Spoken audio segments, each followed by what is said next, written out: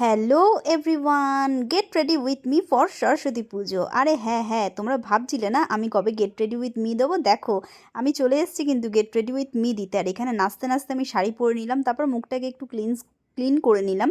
আর তারপর এখানে pitch pitch করে টোনার লাগিয়ে নিলাম, একটু ময়শ্চারাইজার দিয়ে নিলাম। আর হচ্ছে বাদবাকি যা তোমরা স্টেপ বাই স্টেপ দেখে নাও, আমি আর অত বলতে পারছি না। চলো তোমাদের সাথে একটু গল্প করা যাক।